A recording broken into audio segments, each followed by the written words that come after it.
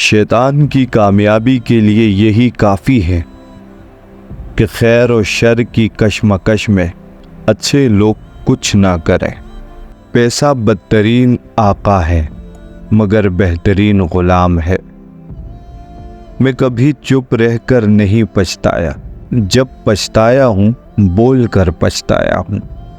جنت کا حقیقی مستحق ہے جو قربانی کے درجے میں اس کا طلبگار بنے۔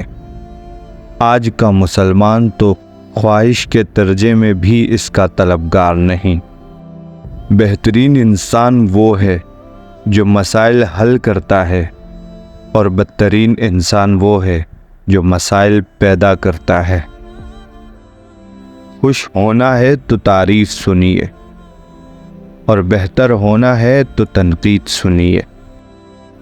اس نے کیا پایا جس نے خدا کو کھو دیا؟ اس نے کیا کھویا جس نے خدا کو پا لیا؟